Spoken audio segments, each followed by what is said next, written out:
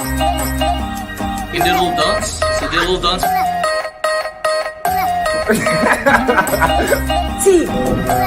Oh.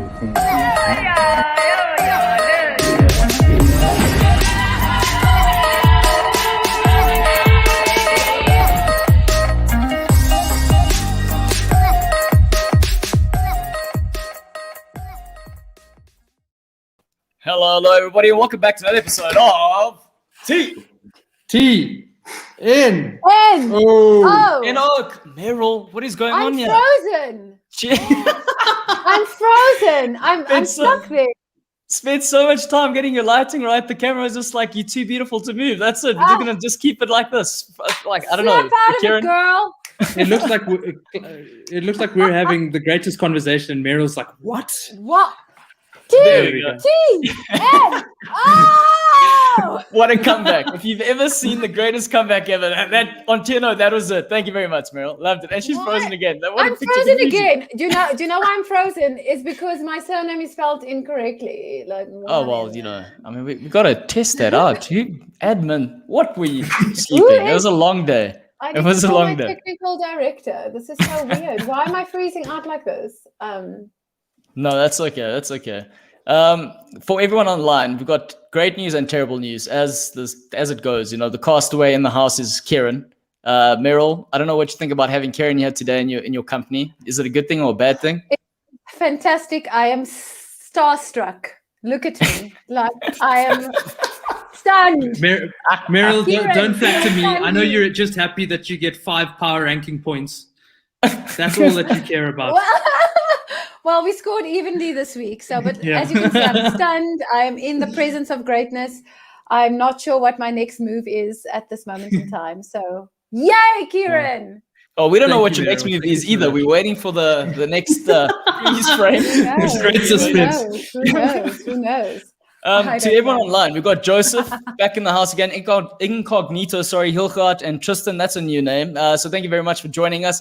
Kiran, dude. Yes. What a journey. What a crazy, crazy journey. I was telling you off air, the game that you played, if there was ever a game that I had to model my game on, or anyone, I would say textbook, Absolutely. it would be yours. So tell us, man, was this Thank you so intentional much. or did you just take it one step at a time? It was 100% intentional. But before we do that, I'm going to say hello to everyone who's listening. Claudio, I don't know if you know this, but I listen every week. I just never say anything because I don't want to interfere with the process and let you know that I'm watching. Sure you do. I promise.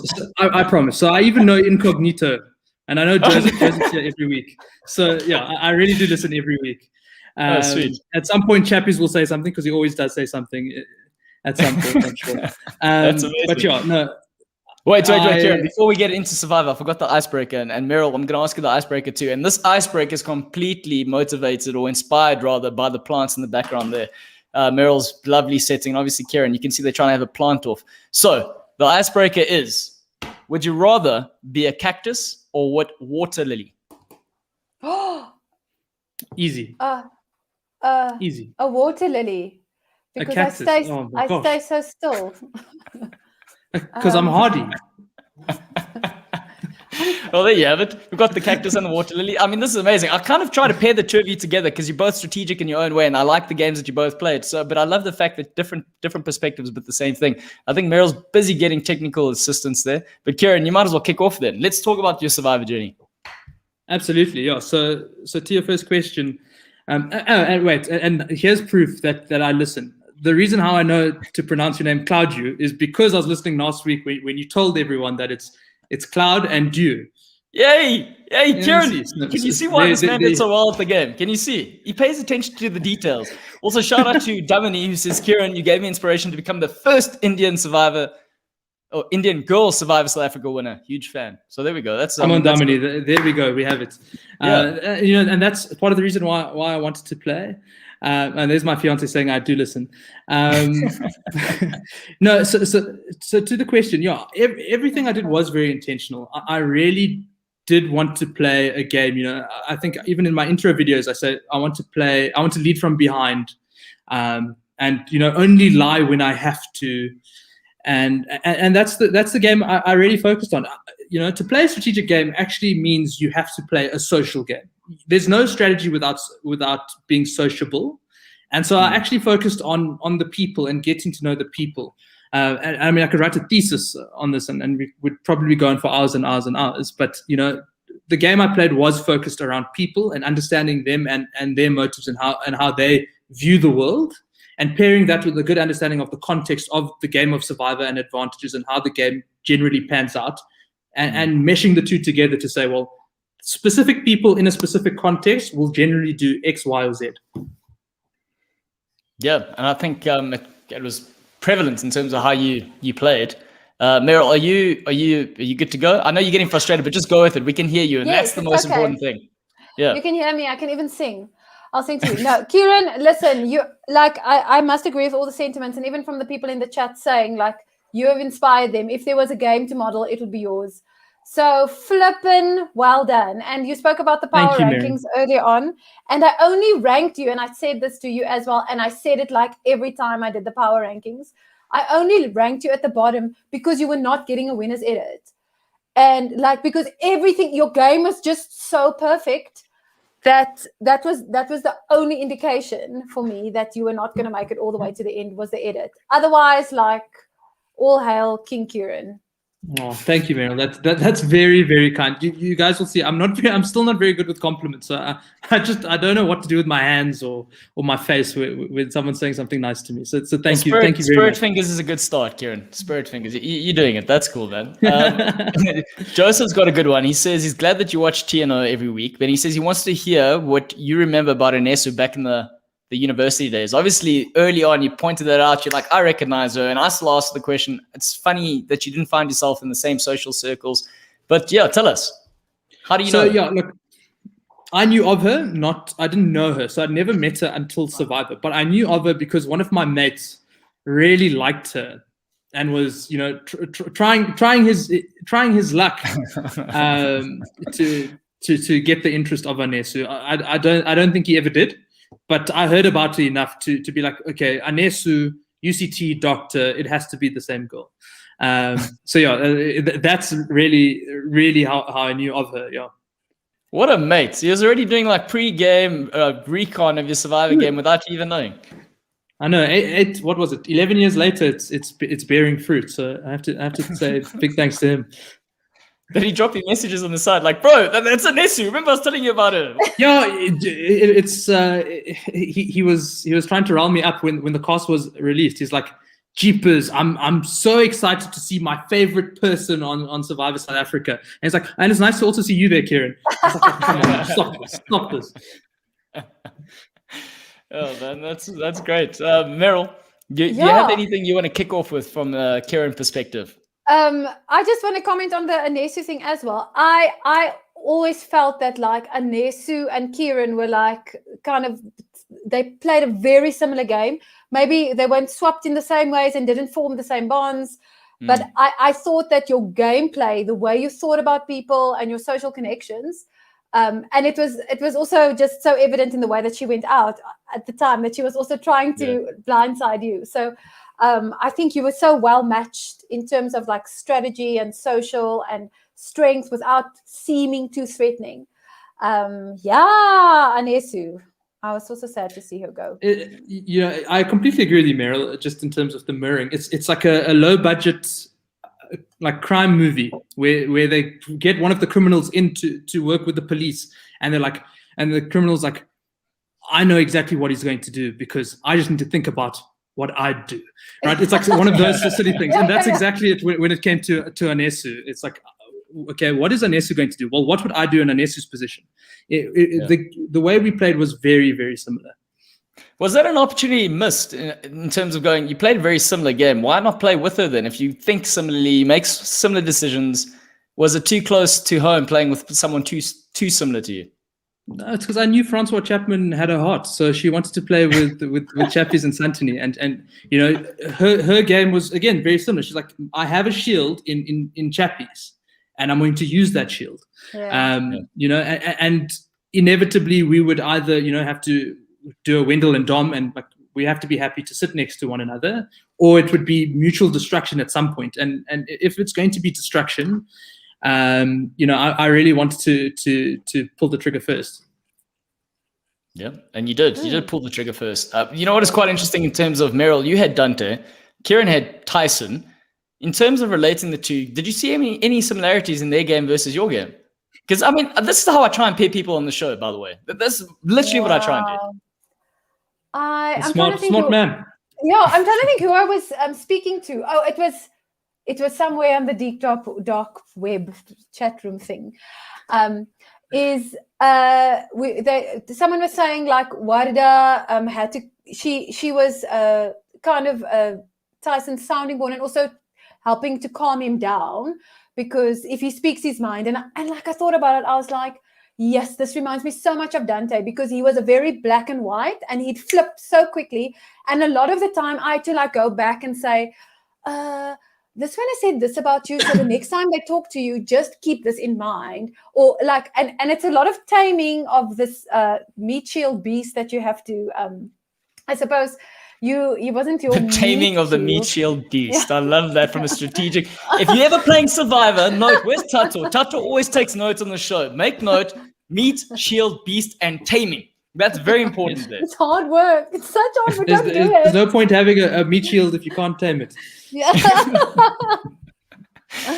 Yeah, so I saw a lot in the character and the way they get so easily annoyed with people, and like the social part of the game, and batting your eyelids at people and nodding and smiling, and like neither of them were interested in that part of the game. It was like, I am here, and what you see, what you get. So yeah, I totally saw a similarity. Do you know, I was before the season started, I was rewatching the South African Survivors, and rewatching season 7 with a different lens. It was so funny looking at Dante in the first couple of episodes, where he's just cracking jokes and everyone is laughing at what Dante has to say, and he's the life of camp. And then like fast forward 6 episodes in, and this man is like, I hate everyone. They all must burn. It was hilarious, and Tyson is very much an introvert, so he's never going to go on a rampage. But you can see there's this like seething quietness about him, where he's not impressed, and he wasn't like that at the beginning either. It's the elements really knock you back, right? And there's this reversion to the mean, and I guess who you are in that space with different people really comes out. And I'm lucky that my natural way of it is actually I just get more lighthearted and revert more to humor. It's like there's something about group suffering where I'm like, well, if we're all going to suffer together, we may as well have a good time about it. And that's how I almost get more energy out of those situations. So it's sometimes those natural inclinations can also be a bit of a blessing or a curse. Yeah, I mean, that is one way, pretty much being on the boat, on the water there, when storms get tough, just make a joke. And if someone goes overboard, laugh at it. And then you won, like Paul would say, one step further in the game. We got a question here from Hilgard saying, Kiran, did you approach pre-merge differently than post-merge in terms of gameplay? And if so, how? So yes and no. So I mean, consistently it was about people and understanding context, and that's the thread that runs through pre-merge and merge. But so I was happy to be a lot more cutthroat in pre-merge because there's no jury. So if I annoyed someone or whatever the case may be, I was like, let bygones be bygones. It's fine because there's no impact to your game and to your chances of winning. Whereas at merge, there's a lot more impact. So you want to curate how you speak to people, how they feel about you when they're voted out. That matters more. So that was a big part. The other part was just how active I was in trying to control the vote. Pre-merge, you cannot be fixated on working with 2 or 3 people to get to the end because the game always changes. So, a great example would be when Dino goes home. I really, really, really wanted to work with Dino. I got along like a house on fire with Dino, and I just wanted him to be there, to work with him and actually just have fun. And when it was time to vote him out, it was a case of, Tyson was still upset after the last vote because he felt like, Dino and the original Zamba guys said they wanted to work with him, but the way of showing it was to put votes on him. And he's like, it just doesn't make sense for him. And I was like, okay, but I can see it from the sense of they want to flush an idol while saying they want to work with you. So there's a bit of give and take. but because Tyson was like, he really wanted to, like, he was a bit frustrated with it. I realized I had to relent, right? You know, he had already given me a bit of leeway, you know, going and telling Renier about his idol and a few other things. So I knew that I had to relent, and that was me letting go and not trying to control the vote. Whereas during the merge phase, it was more, then they were like, well, you know, there are very few numbers. We have to consolidate. We have to make sure that, you know, we can keep control as best we can. And so something like the Anesu vote, I mean, that morning, there was still questions. Is it Anela? Is it Nicole? I'm like, guys, it has to be Anesu. It 100% has to be Anesu because they're coming for us. And those are one of the instances where I was a bit more forceful in saying, guys, we need to think about it in a specific way. And that, for me, is probably the biggest difference. Before merge, it's whoever you want, I'm happy to take them out. More than happy to take them out. And then after merge, it's cool. I need to start thinking about how the cards are falling and where I fit in. Yeah. And I suppose to a certain degree, it worked in your favor, but obviously it then started putting more of a target on your back and it was hard to shake off, which also begs the question here, the relationship with Tyson. In Meryl's situation, and similar to your case, you both got booted off before your alliance member, largely because of the threat painted on your back, the threat levels. Yeah. Now, from a Tyson perspective, would you say, like in terms of, I think we've got a question last week, someone asking from a Tyson playing the idol, and the chappies, the move that arguably changed the game. Was that something that Tyson actually wanted to do, playing the idol for chappies, or was that something that you had to really talk and persuade him, seeing as, you know, he is quite, you know, a lot of, you speak about the give and take. Was that a little bit of give and take and you managed to persuade him, or what happened from that perspective? So Tyson is a gamer, so you know he was happy to make that move, and he, you know, not being a super fan of the show also helps, because, you know, I always think, would I have done the same thing if the roles were reversed? Would a Renier type person do the same thing? And the answer is probably not. I'm not putting that big a target on my back. The first vote after merge, it's like, it's generally suicide, but Tyson went for it, and, you know, like, all credit to him. So the coaxing of the initial move, no, but towards the actual time of the vote, he was getting a bit of cold feet.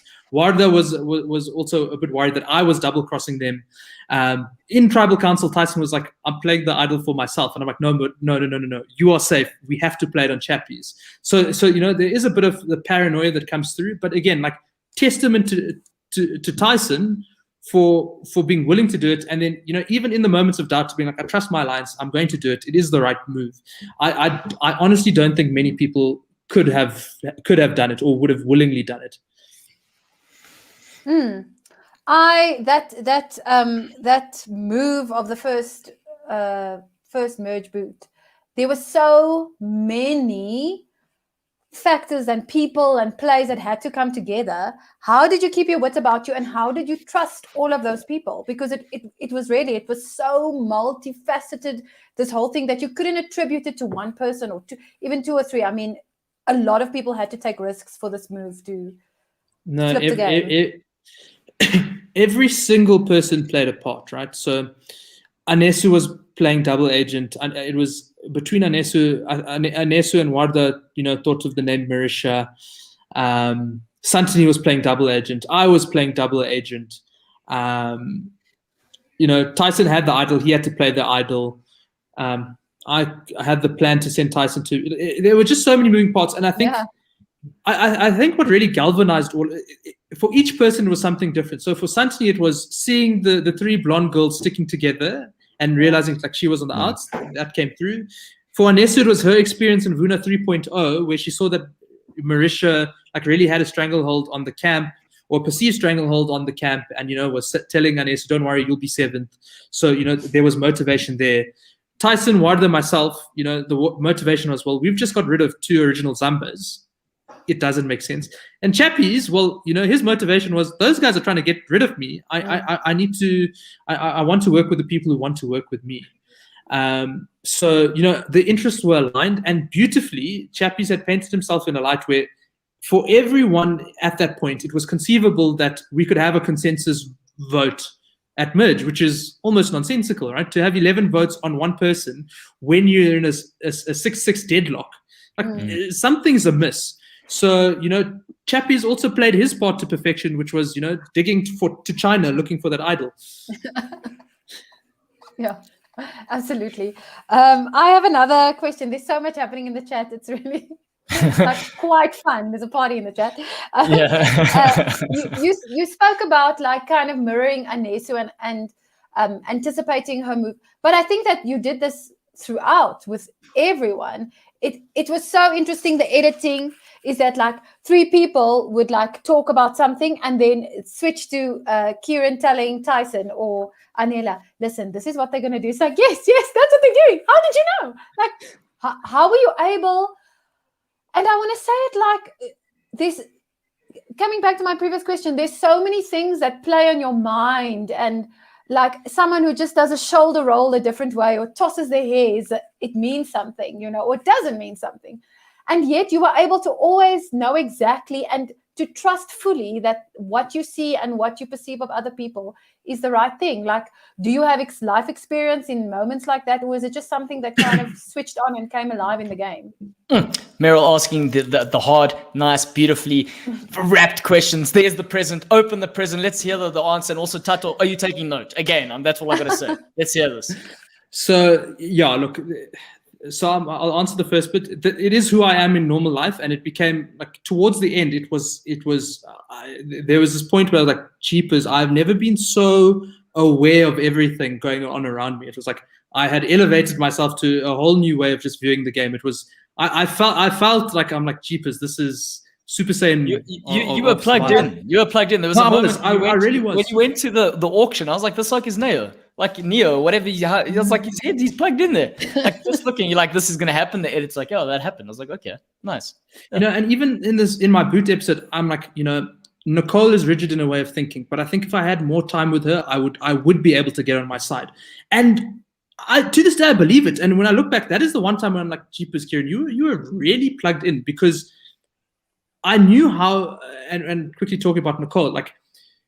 Nicole was betrayed by Anela and she was betrayed by me, but she had been working with Anela, and using a very, like, it's a bad metaphor, but it's an applicable metaphor. It's almost, when I think of people like domestic violence, for example, and people always say, how can you stay with your spouse that has abused you? Well, it's not that simple, right? There's a level of familiarity and trust and willingness to believe in the good of someone. When someone says it was a mistake, it was against my better judgment. And it's the exact same thing at play.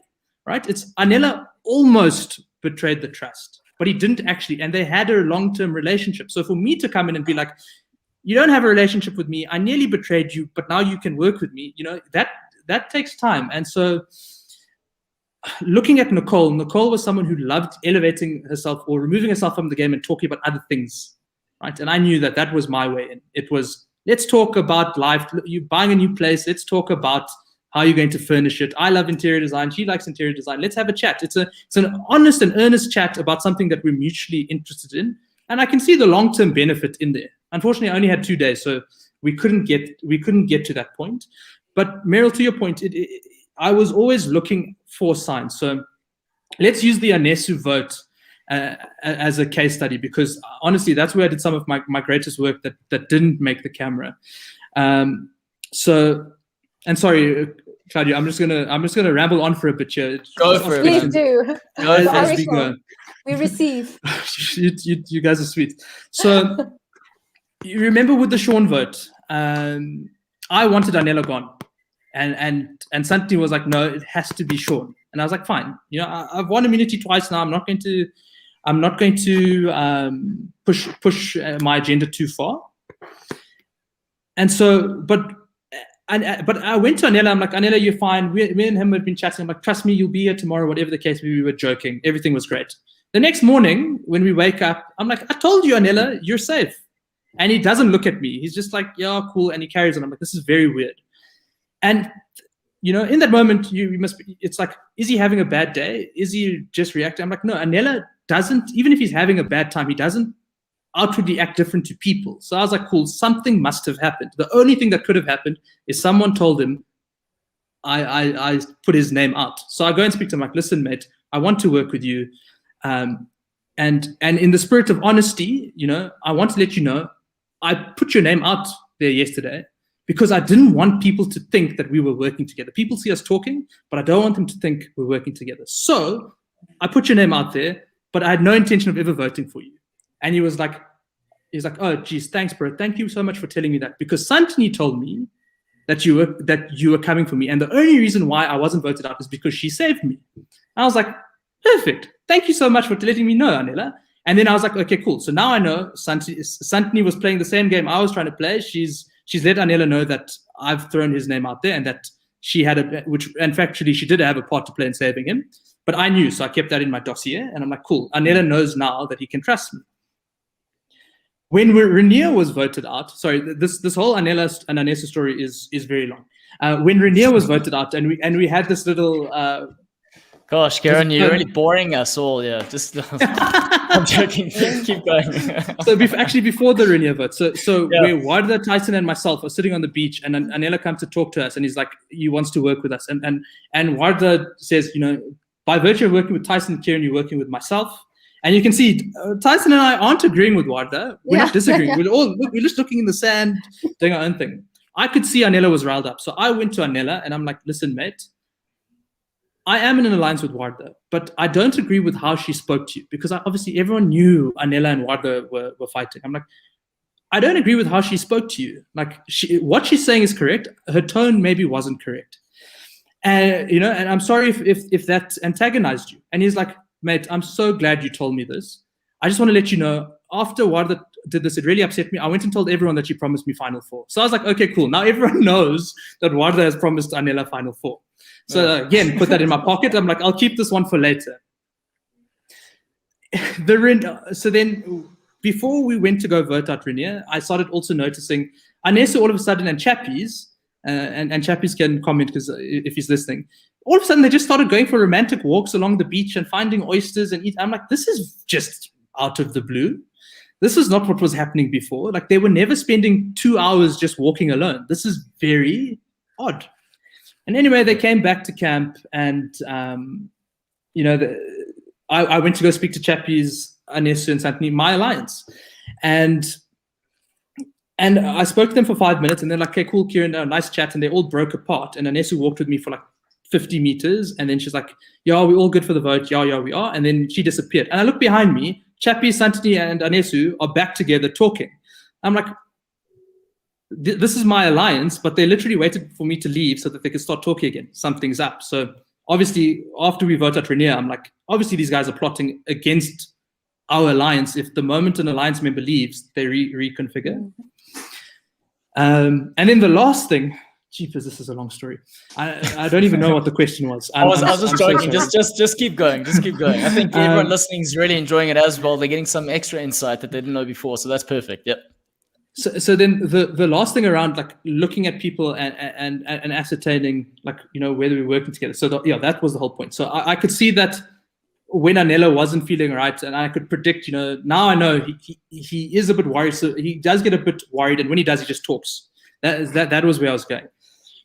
So now when we're trying to vote for Anesu, I've already said, listen, we'll give you Warda at some point. That's the carrot that we're dangling. But I'm like, the fact that I'm still working very closely with Warda is going to make Anela nervous. So what had happened when Rainier was voted out, after we had that little screaming match, is he'd kept his biltong from the Fresh Stop reward challenge. So hey man, this man steals food. He's a little thief. This is not stealing. He kept, because we all got the, after Dino and Warda, Dino and Marisha went to go push against Chappies and Warda. So we all got smoothies and biltong, and he kept his allotment. So it's the same allotment that Kian was eating in front of Warda. And Santini was pissed him off. So he kept his, and he was going to keep it for a special time. Anyway, after our screaming match, he puts it in my bag. So I get back to camp that night. I'm like, oh, look at this great present, some protein from Rainier. I'll keep it for a special day.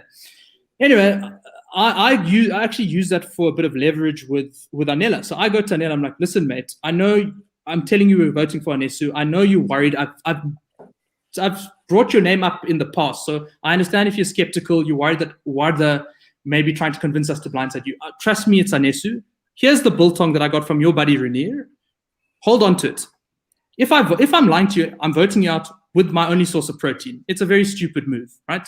But if you should know, you can trust me because it's in my interest to get that biltong back.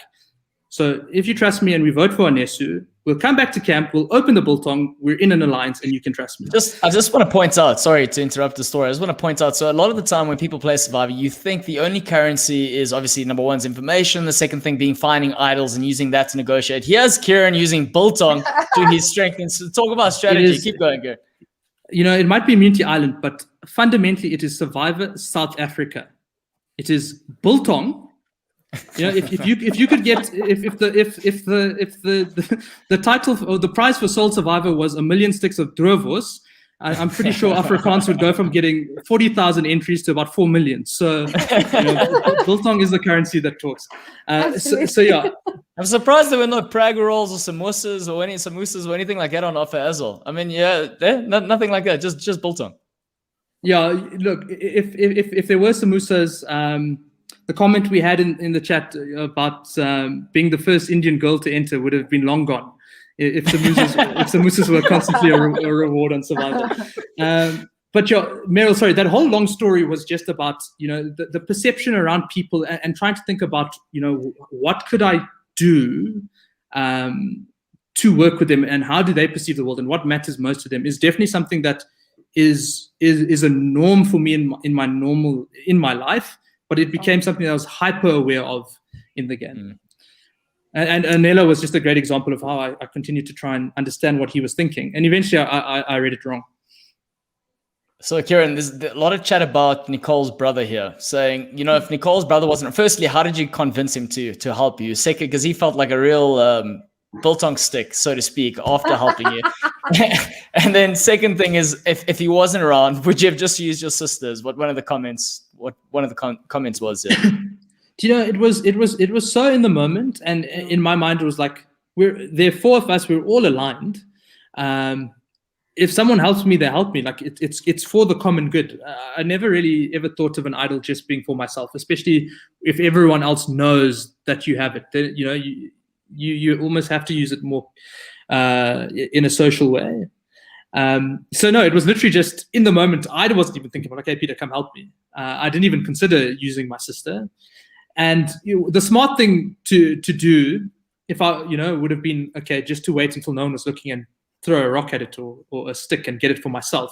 Or if if I remember correctly, I think I was worried that what happens to the idol when the outsurance sign goes? Does it go with it? You know, which in that case, I probably could have just like walked off and just spoke loudly in the vicinity of a camera and being like, I think I know where the idol is. I'm going to wait till later, and then, you know, just hope for the best. Meryl, your game, I mean, like I said, I thought you were quite strategic in your approach. Did you, when you listening to Kiran talk about all these little elements that he tried to use to his advantage, was it similar to when you played, or did you take a step back and focus more on the social aspect? I'm busy writing a thesis here as Kiran speaks. Just make sure you reference, because if you don't reference, it's plagiarism. I'm just like at minute. Do you know what? Everyone had different motivations for entering, and I think most people find that thing that they're looking for in the end. I mean, Kiran says he didn't want to. There's a line that he kept saying, or he doesn't want to be. Someone's going to say it in the chat. Here for a good time, not a long time. Yes, for a good time, not a long time. And he was that. He was something that I always saw him do as well. Is like, even though we as viewers know that he sided with Tyson and his Boona OG, like he's sitting with the Zamba guys, like and talking strategy, and they're like, yeah, you know, but Kiran is there, guys, Kiran is sitting with you.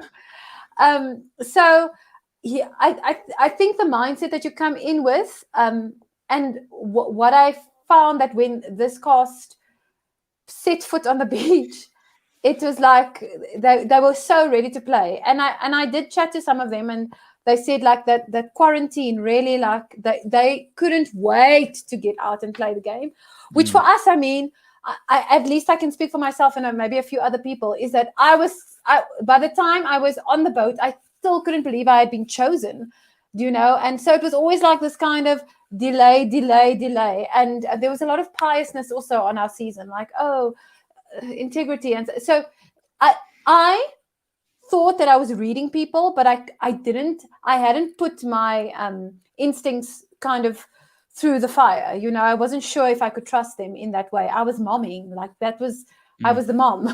I'd come from this, momming is a tunnel. It's like a dark, long tunnel. And you start seeing the light when your youngest is 4 years old or something. But like, I like how you said that though, Meryl. I like how you said you were momming. Like there are certain, I suppose, persona stereotypes, which is why, like when you are entering Survivor, they ask who you see yourself as, etc. And like that was a like intentional move on your part, Kiran. Like from your side, I mean, we got Meryl playing the mommy role.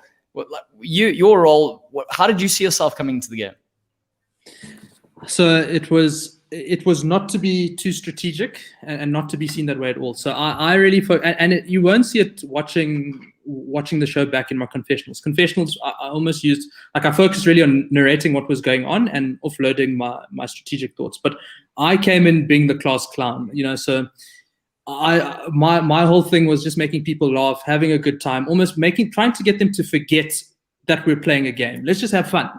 And that's just because I'm a proper extrovert, and I do fancy myself a bit of a comedian. So I really wanted just to have people have fun and enjoy me as a person. So the first couple of days, Meryl, everyone's trying to suss out, so why were you selected for Survivor? Yeah. What's the reason? And I was just like, I know exactly how I'm going to disarm people. They're like, so Kiran, why are you? I'm like, guys, I think I'm a diversity cast. Like, they don't get many Indian people on the show. So I think that's why they picked me. And everyone was like, yeah, that makes perfect sense. They didn't have an Indian person on season 7. So now they have like, one. hey, we can't vote him off first because he's the only Indian guy. So this is going to be bad if we do that. So everyone bought into like, oh, well, Kiran's here because they needed an Indian guy. And I was like, oh, just you guys wait. And then I went on, just being my very extroverted self, helping out at camp, making everyone laugh. Like you'll see when I'm voted out, Nicole writes on my little parchment, you'll always be the funniest person at camp. So like when we went to merge, I was voted the funniest person at camp, and then I upped my portfolio to Minister of Finance. So I was progressively just taking on more responsibility. But when you became Minister of Finance, were you more serious then? Because I suppose like in the edit, that's when you started playing. Then it was like, we need to do this, guys. As opposed to I'm very serious about my portfolio. I'm here to serve. I took it I counted rice every morning, every night. Chappies will know about it. It was the bane of his existence. So Tyson talks about his CV. You talk about your portfolio. Which one carries more weight? It's that's the answer. Knife to the heart, but completely correct. Completely correct. Twist that one there, Meryl. It doesn't help if you have the CV on the computer and you never get a chance to print it out. So Meryl's 100% correct. But again, we're going back to the sort of the notion of, okay, cool, you get voted out before him. He's got his CV, you got your portfolio. But I suppose if we really got to weigh it up, I mean, if you're getting voted off, surely, the portfolio is a lot heavier. No? No. So look, a lot of people ask like, why is Kiran taking Tyson to the end? Why is Tyson taking Kiran to the end? So I think it's two parts. I think on one part, it was a mutual respect for the game we played. Like we couldn't have played the expansive game we wanted to play without each other. And I couldn't, all the nice things you guys are saying, it would not have been possible without a Tyson next to me. So, there was that appreciation for that, and that almost that willingness as a fan to be like, let me sit next to him and see what happens. But also on the other end, I think I definitely backed myself to beat him, and I'm sure he backed himself to beat me. With me, when I looked at it, and also why they chose to vote me out before Tyson, if you think of a Venn diagram, on one side of the Venn diagram you have Tyson and Kiran, Chapman. you should have told me before you came on the show. I would have prepared a Venn diagram, and we would have had a PowerPoint slide for everyone watching. I mean, I don't know if they're going to keep up with this. Yeah? Just shows you how do you not have a Venn diagram template on hand? I need preparation, Carol. I'm not just going to go out there and do unnecessary things. You don't. You didn't so go what I'm catch hearing crabs. is, well, hang on. You weren't fishing because it was a waste of energy. Exactly the same thing. But because it's a waste of energy, you should have a standard Venn diagram template. So in this Venn diagram, you have Tyson and Chappies on one end, and the way I saw it, good CVs, not so good jury management. And then the other end, you had Nicole and Anela, not so good CVs, but better jury management. And I was in the middle, good CV, good jury management. Like you saw the Santini vote, the jury were loving it. So logically, it did not make sense for anyone else to be targeted but me, right? If everyone is hyper aware at this point of what it takes to win the game, it logically was me. So at that point, I'm like, okay, it makes sense. And Tyson's injured. So it added to it. And then it really becomes about, can I find something that's not logical to save myself, you know? So the quintessential thing that comes to mind is Tony Vlachos in Cagayan telling Wu it's the noble thing to do to keep me in. But yeah, and probably my best bet there was Anela or Nicole. But Anela, I knew, like, you know, you saw how he responded to Warda after being attacked. So I knew he was going to feel similarly about me because, I mean, I threw everything at him. So it was Nicole or Chappies. Chappies didn't want to have a coffee date with me when I asked. And so I did spend some time trying to talk to Nicole, but you know, Nicole is also someone who's very funny and lighthearted around camp, but is also quite strategic. The strategic part's interesting. Sorry, Meryl, I'm going ahead here. I just found that the strategic part very interesting from Nicole's perspective, largely because, you know, you say 2 days. Clearly, interior design takes longer than 5 days, so you didn't have enough time to cement that one, like cover the cracks there.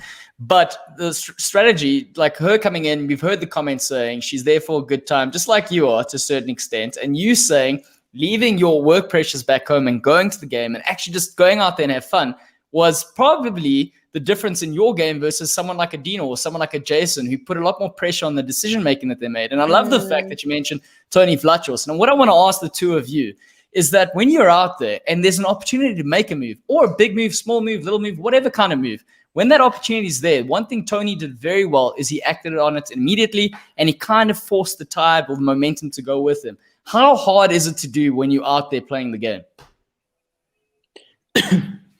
I don't have experience, so I'm taking notes. Oh, what? What? What do you mean you don't have experience? No, in this department, like turning the tides to make, I felt like I never had even time to play. I thought I was like downplaying my threat level all the time. That was because everyone was just so much bigger. So I never had time to kind of push whatever agenda I had. So Kiran, this is on you. I'm like a thesis now. I've spoken so much. I don't know. Have I told you about how I view strategy? It's people and context. Have I mentioned that yet? No. Okay. So you told me that. You told me that before. Yeah. Okay. So fundamental to like good strategy, it's having a good social game. So it's people, and then it's overlaying that with context. So from a people perspective, you know, so you have to be a social player to be a good strategist, is the way I see it. There's no two ways about it. Otherwise, there's no agency for what you're trying to do, right? So if I think about it, if Dante, you know, and I really love Dante, if Dante had been day one Dante on day 25. Meryl's really taking notes. I'm just, you already got the pen in the This is being recorded, eh? This is being recorded. Yeah, okay, but you're getting a live class. Listen, if you don't have your pen and notebooks out there, you're just missing out. No, I want to ask a question on what he's saying. Okay. You know, so if Dante had been day one Dante on day 25, I think, you know, his social game would have been able to enact a lot of the strategies he had. And so having a social game is fundamental to being able to enact strategy. And there are two levels of like the people. So the first way I see it is you're good with people in the sense that they like you. They're happy to keep you around. You know, you don't annoy anyone. You know how to make people laugh and all of that. That's the first level of people. And that generally is like the people who get to the end and you call them a goat. They're like, oh, they were liked by people, but they didn't really do much, right? The next level is looking at people and understanding who they are. So understanding their motivations, their circumstance, you know, what is their view on this world and how do they make decisions, right? Because understanding how a person makes decisions is fundamental to understanding how they are going to navigate this game. And that takes observation. It takes curiosity. It actually takes, like, I'm curious. I want to, like, when we're chatting, I want to get to know more about the two of you. That's just naturally who I It's hard to force that. And so it's understanding the people. And once you know how people operate, the other part that's important is understanding the context of Survivor. What are the advantages that are out there? Who has the advantages? What's likely to come up? And once you can overlay the two. So person X in a specific situation will potentially act out in one of two ways. A great way to think of it is, imagine being a child. And Meryl, hang on. Venn diagrams is giving us like a word version of a flow diagram now. Now we just keep going. It's everything. So Meryl, this will ring true with you because you have kids. So kids understand this. We all understand this. So people and context. Meryl, if you tell your kid, do not open the pot, right, because the food is still cooking, right? Versus if your husband says, do not open the pot because the food is still cooking. It's the same context to the children, but understanding mom and understanding dad, they know what the severity of the situation is if they do it to one versus the other. And that is ultimately Survivor. It's understanding, how will chappies react to this piece of information in the context of the game versus how will an Anesu react to this piece of information in the context of the game. So for me, and I can't even remember what the question was, but it was, You're doing great. It's just around, focus on more importantly than the strategy. Just don't even worry about the strategy. Focus on getting to know, who am I working with? Who are these people? And it really isn't like a life orientation exam where it's like, so tell me, have you had any trauma in your life? When you were 5, what were your dreams? It's not that, right? It's honest, natural conversations. I feel like those questions are above the sort of LO sort of questions. I don't know, Meryl, you still got kids doing LO at school. Is that on par with it, or is that one higher grade LO? Yeah, I don't know, but I actually homeschool for reasons. COVID being it, and so. I wish they would ask such questions during life orientation, like how to handle trauma, actually equip you for life orientation, like that would actually how to pay your tax would have been a great one. Right? My goodness, that's something they just, and also can I just say, starting a business and dealing with tax as well, and budget. Did those guys charge you when you want to start a business? I'm just putting that out there. And petrol, fuel, like everyone's like, oh, you got a license and you have your first car. And then the car doesn't move because you can't afford the fuel. It's impossible. Oh, life orientation. It is. Okay, go ahead, Kiran. Go ahead. No. Yeah. So that all I was going to say is it's not a tick box exercise. People are dynamic. People are varied, and so it really is about understanding who they are and how people respond. Right. So it's thanks, Mom. Shout out to Susan Naidoo, Mrs. Naidoo. Sorry, my mom is killing it on Twitter. Don't say anything bad about me; she'll come find you. She's on a live stream. So I just want to say that is big ups to that, being on a live stream on YouTube, on Facebook. Listen, wow, your mom is one. Yeah, good job. So you really have to focus on understanding people and then having a good context of the game, and that's what allowed me to understand. When Anesu was coming for us, I could understand it because I'd gotten to know Anesu. I'd understood that she thought of the game in a similar way to me, and in the context of the game, this was the first time that we could really strike and get a competitive advantage. Now I'm talking business, but like a real first mover advantage against these two opposing factions. So now was the time to strike, not when it was more comfortable, when there was one Zamba person left, or when there were no Zamba people left. And so knowing that, I was like, she is 100% planning something this round. And so it's really important to know both of those things.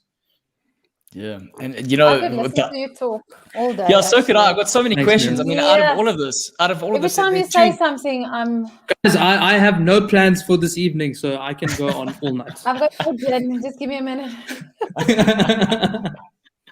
There are two questions that that I have in my mind. Firstly, obviously, to play the game that you played, you said you're very curious. You know a lot of bits about people. So I'm curious to find out what you know about the other castaways that were shared with you that no one else knows. That's the first thing. But then the second thing we're moving on is that, chappies, at the end of the day, you played this incredible game, but chappies focused on the one part of the game, which was the physical side, the feeding of himself, and then going to challenges and dominating the challenges. And it's interesting to see how that sort of took a player like you out of the game. So after that, I want to ask how you counterbalance something like that in terms of moving forward. But first and foremost, again, what are the stories about certain people that you found out that no one knows?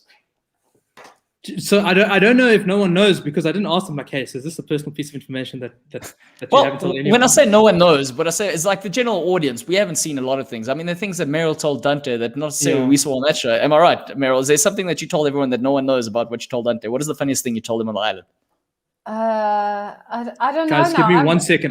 My beagle has jumped onto the coffee table. I need to get it done. No, that's good.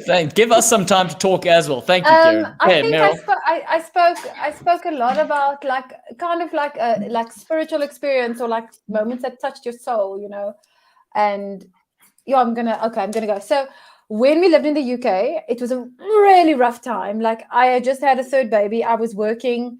It was an impossible situation, and it was this first world country, and everything is amazing, and the food is fantastic, sourced from you have the best blueberries and the best this from Peru and the best, and I couldn't appreciate it because we were just stuck in such a terrible place. And so I the picture for me was me looking down and seeing that I'm in sand and feeling like I'm in a desert. And then I actually wrote a song about I don't know if I'm is this a tropical island or is this a desert? I can't tell the difference. And then when I was on a tropical island in the game, which is I'm on a tropical island, because my family wasn't there, I had exactly the same experience, especially after the game. Because when you're in the game is you're a different kind, you're a different kind of person. You're more of yourself without having to dilute yourself to all the places you have to go. So you're more of yourself when you're in the game, but outside of the game, on the jury, I'm on the westernmost tip of Samoa on the main and Apia. And all I can think about is my family. And it was the same kind of experience. So we had exchanges like that. It doesn't make camera, the viewers don't see it, but it was really Mike and I also had a few really good deep exchanges. And that's part of the social game that doesn't translate onto screen without outing someone for X or and it just doesn't make juicy TV or juicy entertainment. But those are the kind of attachments that take you further into the game because you've shared something really deep. There was an exchange, a deep exchange between you two. And then when you betray that person, it's why it is so hard to get over that betrayal but we shared something so deep. How could you just betray me? So it's a double-edged sword, that one. Yeah, it is tough, getting to know everyone in a personal sense. It does make it difficult playing the game and navigating those feelings. I'm just trying to think. So I had lots of chats, and the other thing is it shouldn't be transactional, right? A lot of these chats are happening because you're in this environment with these people, and you just want to get to know them. I had lots of really nice deep chats with chappies, right? And I won't share his secrets, but at that point, he was voting for Mike, and I was voting for Pinty, but we had those chats because it's you just want to know the people you're working with. Similarly with Sean, I had lots of deep chats with Sean, and I never worked with him once. And it was more just I want to know these people. There are 20 of us. In Meryl's case, there were 21 of you, and you're bonded by this experience. And what a shame to not get to know every single one of them. You've lost a potential friend that can identify with you through this really unique experience. But I'm just going to tell my family to stop using the chat as WhatsApp. We love it. Look, Kiran, I'm just going to put this out there. Thanks to your family. I think this is the most live viewers we've had on a Friday evening. So thank you very much, Naidoo family. We continue to use it as WhatsApp. Yeah, so just from the context of playing the social game and knowing you share these deep moments, at what point do you, because I mean you said you both share these moments with people, but at what point do you go, okay, cool, I've had this interaction with Sean or Chappies, but now I've got to play the game and put my game hat on and actually make the cold hard decisions. How do you do that? How do you turn off that personal side? No, I called Kiran a psychopath. You're a psychopath. Like calculated. Like this is the Venn diagram. This is what must happen now. Completely void of emotion. In fact, they say Tyson is void of. I think like you were able to kind of just cut like this is strategically and logically the next thing that must happen in this plan. Like, and you can see that people don't begrudge you. That I also don't understand. It's a move that you make, and that's it. And then afterwards, we can, fist bump each other on the way to the lockers. Like it's, I don't know. This was a masterclass of gameplay that I don't think I've really seen actually in Survivor. I haven't really thought about it, but I don't think I've actually seen such a masterclass of play. Yeah, and the reason, look, Kiran, the reason Meryl says that as well, and I think it is the season with a lot of super fans playing South African Survivor, and there's a huge shift this season. There was a huge shift on actual getting guys playing strategy, and I think that's what makes your game all the more impressive, was the fact that there were a lot of game players and you were still able to play the game better up until the point you got voted out. But I think that's the question. So yeah, follow on from there, Kiran.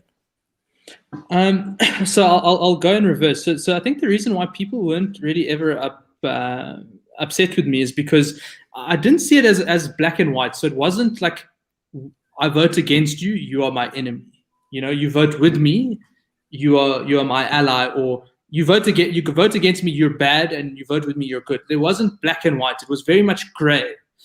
And that really helped because it opens doors. So like even the moment Anesu was voted out, we came back to camp and Chappies and I had a long chat that evening just about random stuff. And again, it's also, I think there's a bit of compassion you feel in the game. Like it's never nice to have an ally voted out. And instead of feeling smug, that was probably when I spent most of my time talking to the people I voted against. Just because, I remember when Marisha was voted out, Nicole was absolutely inconsolable, right? And I think I was maybe one of two people who apologized to her and said, listen, I'm sorry that we voted out Marisha. She was an absolutely lovely person. It was purely for the game. Whereas a lot of people, are like, Nicole, stop crying. It's just a game. Relax, right? And for me, it's like, it's still not nice to see someone. There's a real. It's funny. It's a real humanity in the game that actually allowed me to be so ruthless. So it was that, and then also, I think I do have a very long fuse. So it takes me a really long time to snap. But when I snap, hell hath no fury. We did not witness that at all. We didn't see that. I mean, Santini didn't experience that. I loved it. Santini never experienced it. Renier never experienced it. No, so like it takes me a really, really long time to get to that point. But when I do, it was great also on Survivor to see that I actually am really good at winning arguments. In my house here with just me and my fiance, I lose every day. If she was on Survivor, she would. No one's winning. Nico's handled the cast so well this season. Nico would lose like easy. So yeah. It was great to be like, okay, I'm bad at home, but relatively, I'm still pretty decent at arguing. Is she one of those chief negotiators that doesn't need words? She just gives looks. Bro, she will bring up something that I said before I was born and be like, you said this, do you not? And I'm like, no, I did not. She'll be like, yes, you did. And here's the context. And here is 1:15 on the 2nd of January in 2011. You said this. Oh my goodness, that's good preparation. Again, you've had all these. Is this the Slumdog Millionaire except without the million? Is that what's going on here, dude? You had your best friend want to go after Nesu. You've got your fiance teaching you how to have arguments. And even the part about the quarantine. So I'd spent 10 months in Ghana working, and my life was literally hotel room to boardroom. And I worked with this. My manager was a Bulgarian chap, and like all the stereotypes about Eastern Europeans being these very hardworking. And I must be careful here. I have Meryl on the call, but these Eastern Europeans being Szolkeiwicz. Exactly. Completely But butchered the name. Wowza. At this point, I don't even know if you're Eastern European. You could be Argentinian with the spelling of that surname. It's that and was he was very much. I'm glad you found that, Meryl. I'm glad you found that. I mean, we wanted to see if you had noticed it. Sorry, Kiran. No. So like that, my life was literally quarantine. It was I go to work, I go to the hotel room, and it was 7 days a week. And my manager was very hard and very harsh, and all he did was work. I mean, we had an argument once where it was like we were in a 4-hour meeting, and he said, "Kiran, you ate a biscuit in front of the client. Never do that again." And I was like, but why? He's like, because we are consultants. We are there to impart knowledge, not to eat. And I'm like, but it went over lunch. And he's like, you could have just said breadcrumbs. You were leaving breadcrumbs of knowledge. That's what you did. It was mind-boggling, right? But I never felt so out, like I never had any control of my life, or so it felt for 10 months in a foreign country. So fast forward to quarantine and fast forward to Survivor. I am there by choice. I can decide when I want to eat, even though it's a small cup of rice, or even, I can decide if I want to go to the bathroom. I can decide if I want to walk down to the ocean. It is quite literally heaven on earth compared to what I had experienced previously, right? And so I have a lot of empathy and sympathy for someone like Jason, who came on and said that the quarantine really messed with his psyche. And when he came onto the show, all his best laid plans, fell down because that quarantine really affected him. So again, to your Slumdog Millionaire point, it was just another facet of my life that did actually provide a lot of benefit in the game. I just want to speak back about that quarantine. We didn't know, even I think we had like 5 days because it was like jet lag and whatever, and prep for the show, all those shoots and whatever it is. And I know that for me, there was a day where I was like, what the hell am I doing here? Like, who do I think I am? Like an imposter. Like, what do you do? And then like the next day I'm like, I'm gonna win this thing. Absolute like flip out. And I know from the previous season 6, there was one person that actually said, thank you so much. I am not playing the game. Like they decided within that, just because being on your own so much, like being on your own in a hotel room in a foreign country, like waiting for a knock on the door, it just totally messes with you. It was harder than the game. Those 5 days was actually mentally harder than the game. Did you find out who that person was by any chance? Who? The one who wanted to quit? I know who it was. Yeah. I think they told me. Did they actually quit? Confidence. But did they actually? They quit. No, they did. This is a very difficult. I plead the fifth. Okay, fair enough. That's okay. But Kiran, coming out of the game, we meant to talk about the episode that we witnessed last night, but coming out of the game, the jury sort of influence that you said you're definitely going to have. If you're looking at the videos happening on Ponderosa, we've got strong characters there on the jury. We've got Renier, who's very strategic, outlaying everyone's plans. We've got even Amy saying her bit, Santini, who's really driving the message home. You saying you're going to influence these people, influence whatever the decision is. In a real world, when we're looking at sort of the winner, how would you do that? How would you do that if you're going to try and influence all these people? So for me, it's two parts, right? So you get emotional jurors and you get logical jurors, and I'm not going to convince everyone to be either or. From a jury perspective, and me as a juror managing the jury, I would want to ascertain, how are you perceiving people? Some people will be emotional, and that is completely their prerogative. So it's like, I don't care how X person played, they are my favorite person, I am voting for them. If that's the case, absolutely fine. If your game is, I'm going to look and I want it to be objective, and I'm going to vote for whoever tells me that they've played the best game and really provides a convincing argument, well, now I'm listening to you, and you and I are going to have a chat. Because then it's a case of, well, let's talk about the criteria that we're assessing, right? What are the things that are important to us as a jury? Even though it's an individual choice, there are certain facets of the game that we can agree on are important to us. So as a jury, one of the things that I know was important to us was we are definitely aware that the person we're selecting will be our representative for season 8. Whoever wins, when you say Immunity Island, the next words It will come out of everyone's mouth is, oh, X person won.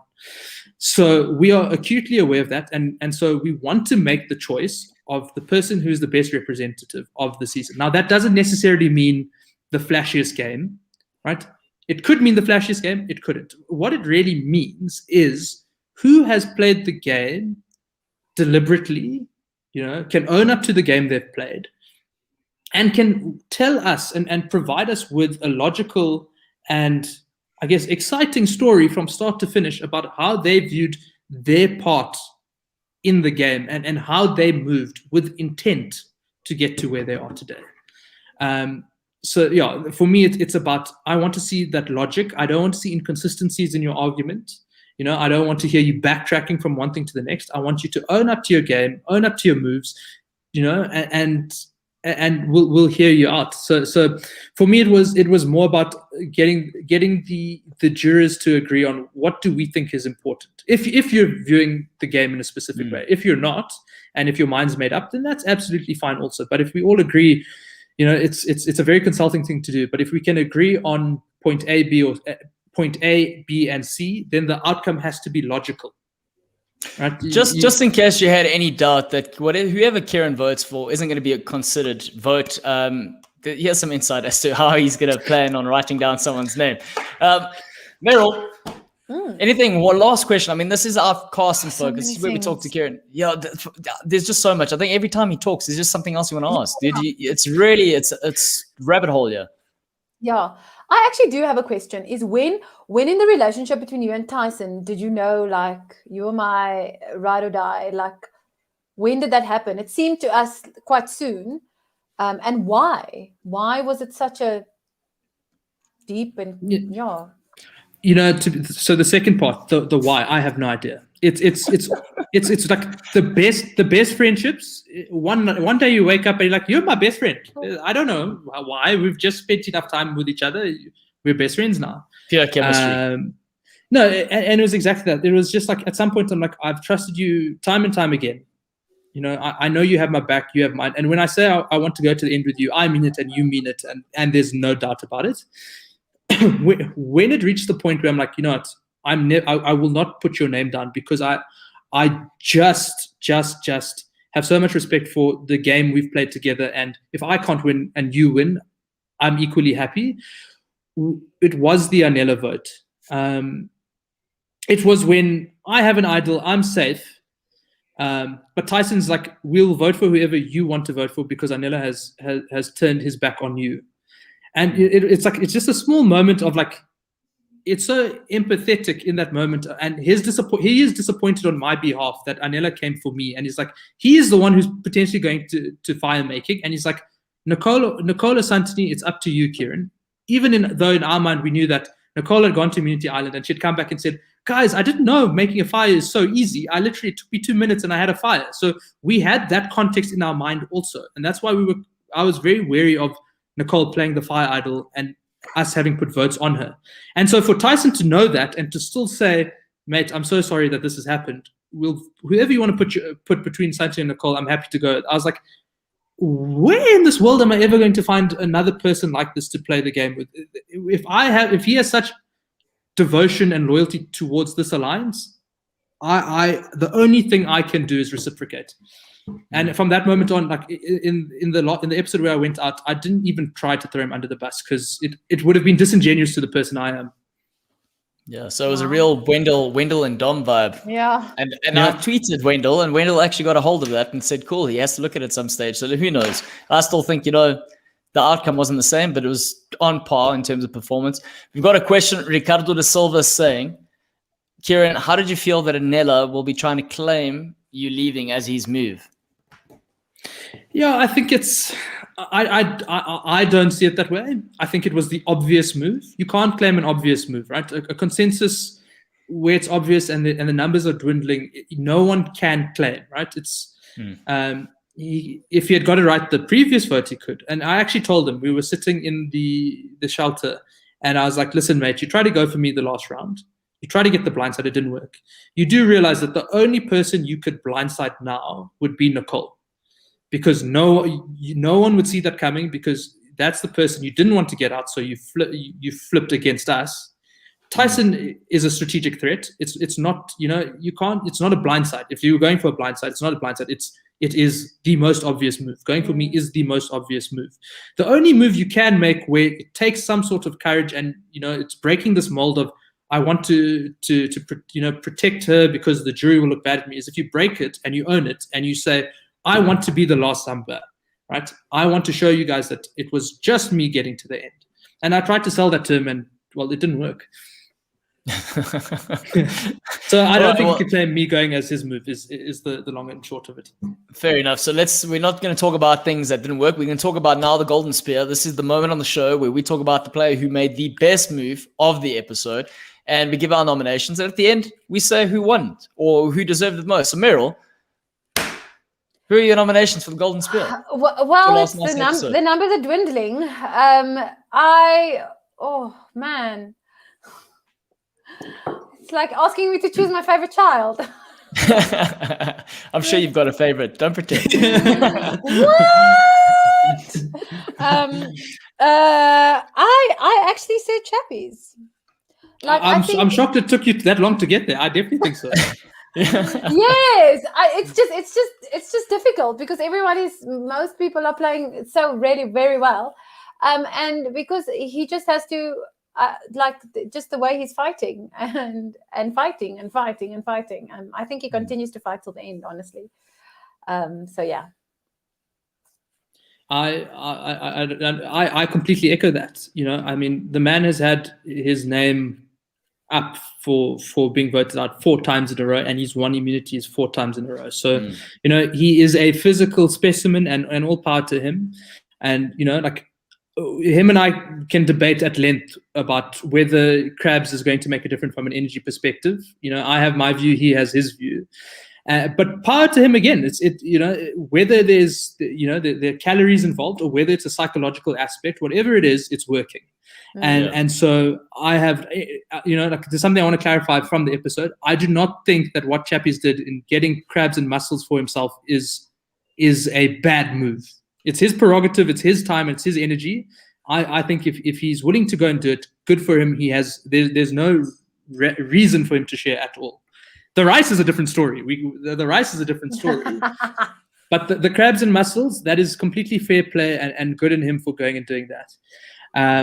So yeah, I think it could be a placebo, but it is working. So he's my only Golden Spear nomination. I mean, I don't think. Yeah, we go. Meryl Tamlin says, "That's my sister." I don't know. It's my younger sister, but I'm the prettiest, so it's okay. Well, that's just being put out there on TNO, ladies and gentlemen. Going back to the Chappies for tomorrow and the rice issue. Wow, that was an interesting one, right? When you're looking back at the episode and you actually see Anela's involvement in it.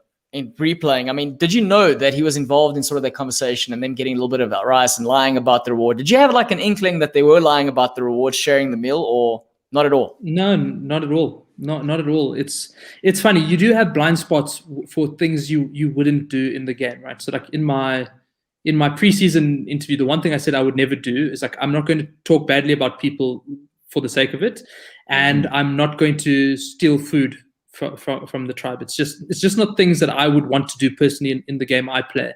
So when they said they had to share one meal, you see, I'm like, oh, shame, sorry guys, I'm really sorry about that, and I felt it. So yeah, no, I honestly had no idea. I was more than happy to give them rice because looking back at it, is it a good move for their game? Would even though you wouldn't prescribe to it, like you've mentioned, is it something that you go, well, that was a good move? They pulled the wool over my eyes there.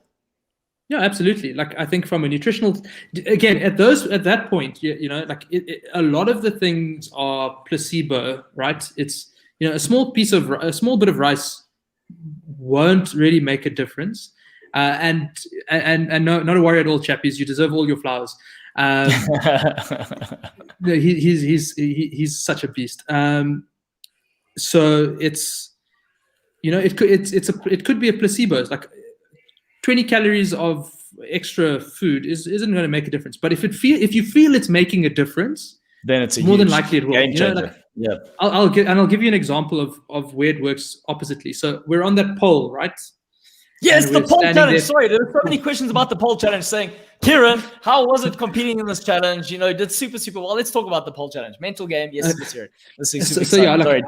like, Sorry, I've never ever in my life thought I'd be an endurance person. I have never run more than 5 kilometers in my life. I hate cardio with all my heart, and how I regret the fact that I hate it, because I think it would have helped me in the game. So I never ever thought I would be able to do this. I actually, for the first hour, I kept asking Nico for pizza, and I was like, Nico, please just bring the pizza, man. I'll come down. And that's why in the next episode, when the reward is pizza, everyone's looking at me and clapping, because like, hey, you're getting your pizza, which I didn't. And I'm still so sour. And so it was me just going up and down nonstop. I really was just like going up and down. There was no rhyme or reason. And everyone's like, what the hell is this guy doing? But what that it did allow me to do is it allowed me to find a very unique way of holding the pole in comparison to everyone else, right? Everyone else is holding the pole like this or like this. And what it means is they're slowly just putting a lot of pressure and like pain is going into their biceps and their triceps, right? And then obviously the pain in the legs. I ended up finding a way where like my legs were crisscrossed, and it was literally just the side of my foot that was in a slot, and I was holding the pole like this. So all the I don't know why all my answers are just technical, but you know, all the pressure was sitting here, which doesn't hurt. Yeah. So it actually meant that I could change my position every 10 minutes or so, but I wasn't feeling any pain in my shoulders. It was on my feet, but that's a lot more manageable. So I just kept changing positions, and there were two things. So Tyson saying, "Do you have this?" and me stupidly going, "Yeah, I got it." That also gave me a surge of adrenaline, because I'm like, I cannot let this oak down. He's literally just jumped off, and if I let him down, I'm going to look like an idiot. So that gave me, you know, the adrenaline. You can fire and go on, and then also I'm stubborn, right? So we're on the pole, and Anesu's like, Kiran, you're not winning this. I've manifested it. Now, you know, I don't do manifesting and all of that. I don't state my intention. I'm like, if I want to do it, I'm going to do it, like whatever, right? So when she told me, there's no way you're winning because I have manifested this. You're like, well, screw you. I'm going to show you. Now my stubborn, petty side is coming out, and I'm like, I didn't manifest it, but I'm going to beat you, right? Because in my mind, I was like, the argument came up like, yes, Anesu, but why did I also manifested it? And so did Chappies. And you know, there were 5 people who manifested it. How did your manifestation win out over their manifestation? So then I was like, no, now I just have to win, because you know, so I can be petty also, which is so did Chappies win all the other immunities, because Chappies he learned from that and didn't chirp you. He didn't say, listen, Kiran, I'm going to beat you. So what happened was in that rope in that rope challenge, when Anesu the eagle flew past, she actually he shot past and whispered the secrets of manifestation. He's perfected it, and now he just gets it right. Yeah. Watch out, Red Bull. Watch out, Red Bull. There's going to be a new can of Anesu giving you wings very, very soon. That's going to happen. So I think, look, there was a decent shot there. Nicole saying, you know, we might as well throw in the conversation, because she didn't give up. At the end, the not giving up didn't constitute like a victory, but it was good character. And I suppose when you're talking about embodying someone and giving the title to a sole survivor, as an example, that's kind of what you want to see in a player, like the attitude of never giving up. And we know how much Niku loves seeing a player do that. So, I mean, credit to Nicole. But I do think the winner for the Golden Spear is very obvious. So what I'm going to do is I'm going to count down. You're going to throw the spear, give me the sound effects, and say the name. Meryl, I'm not sure if you've seen this before, but just give it everything you've got. Okay, you ready? 3, 2, 1. Francois Chapman of Centurion. Go Chappies! Yes, boy. Fellow Centurion next supporting Chappies. Good job. No, well done, Chappies. Congratulations. Yeah, so what you're doing out there from an immunity challenge perspective is quite incredible, actually. It's actually remarkable. So now, moving along, wooden spoon. This is the moment for the player who made the worst move, and I think it's going to be a bit trickier this time around. But of the episode, who made the worst move? At Meryl, the end of the spear, the wooden part, there's a spoon. Yes. So it was Chappies.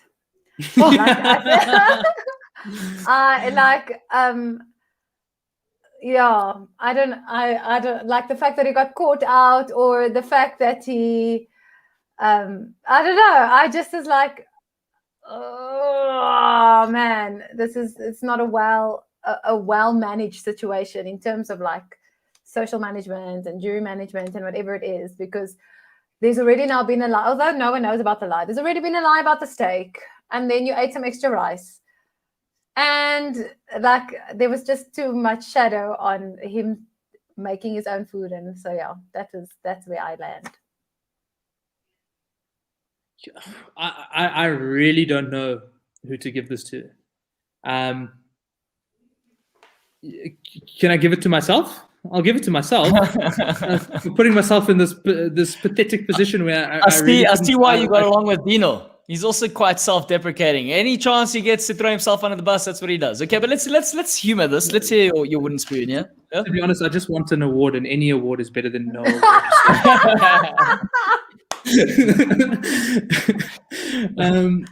So for me, it's, if I look at the last round, like the moment I got upset with Santini and I said I'm voting for Santini, when we left tribal council, I was like, that was not the right move. I knew I needed to stick with Nicole, and I let my emotions get the better of me. And it's the second time it happened, but this is it's the only time it really had consequence. And I did it in the knowing that, cool, if I'm doing this and if we're going to vote for Santini and Santini goes home, I have to win out. I have to pull a Francois and win all the immunity challenges. And I thought I could do it because I'd won 2. At that point, Chappies had 3, and 2 of them I didn't compete in. So I was like, hey, I could take this boy, and I can't. So a miscalculation on my part. He's very good, very strong, and I feel I put myself in that position. So I'll take the wooden spoon. I don't think anyone did anything too hectic. Meryl, I get your point on Chappies. With Chappie's diner and the crabs and mussels, but it's like for me, it's like if his rap sheet's already at 100, he put himself at 102. So it's not, it's not going to move the needle too much. That's a better point. There's something I want to talk about with regards to Tyson. This isn't a really wooden spoon sort of, I don't know, nomination, but with regards to his injury and talking about them. I mean, I think Santini talks about it at Ponderosa going, Tyson's injured now, so maybe that's why they got Kiran out, even though we know Kiran's obviously pulling strings, etc., etc. How much of that move of him being injured was 100% sincere and him going, maybe, it is going to be between me and Kiran, and I need to kind of, soften the blow a little bit and make me seem like less of a threat? No, it wasn't that at all, right? So when he figured out it was coming for me, what he actually started doing is he started like jogging and like flexing his leg. And I'm like, Tyson, what are you doing? He's like, no, bro, I really just don't want anyone to target you if they think it's just because I'm injured. And like he's wow. Like, and that's why I tell you guys, I really like when he did. I'm like, how can I ever fault someone like this? It's the sincerity and loyalty and just the trust we had was. He was, at one point he comes up to me, he's like, listen, mate, if you need to go and throw me under the bus, go do it. You have my blessing. So there's a level of sincerity and, softness to Tyson that he doesn't like to show, but also like it doesn't come across, right? Because he's always like, I don't have emotion, or like Chappie stole the food. But he is a really genuine chap. So like, he didn't do it on purpose. He does come across like the Terminator a little bit. He does. He's got the Terminator vibe about him. And he has the voice to boot. Yeah. I've got my background for Tyson. Spoiler alert. Okay, we've got something else to throw out there. Chris Dixon, who, by the way, shout out to him because he's in Australia watching this, and I think it's like 4:00, whatever the time is, in the morning, and he's still watching. Chris is an absolute legend. Yeah, wow. Chris is an absolute legend. So shout out to him asking, and he's got a question: should we not give the wooden spoon to LaRue for not giving you the opportunity to find a hidden immunity idol? Do you know how I wish when I read that idol paper and it said can only be played up until there are 6 people left, I was like, oh man, this is the season they decided to change it. Because when I hand my idol to Nico in the last tribal council, you'll see I talk, but you can't hear what I say. And I literally say, Nico, I'm giving you this. I don't need it tonight, but it's the last time it can be played because I knew that I wasn't going to have the most or the second most votes. So if it could have been played at Final 5, you wouldn't be talking to me today. And I mean, I love this chat, but it could have waited an extra week or two.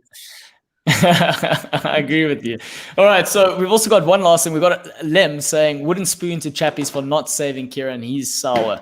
So, that one. So I'm going to count down to 3 again. You guys know what to do. Make that noise, make the sound, and it's a wooden spoon sound now, Meryl. So no pressure, but the sound effects is really what elevates TNO from other podcasts. If we don't have it, we are nothing.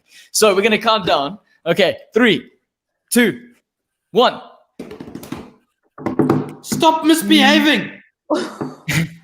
Aaron, well, the sound of a wooden spoon for me is being beaten with one. So it's a nice little. I'm scooping the mussels out of the poiky pot. There we go, Chappies. First, I think like Tato says, first person ever to get the golden spear and wooden spoon on the same episode. So congrats, making history, left, right, and center. All right. Yeah, I gave it to myself. We were at a deadlock.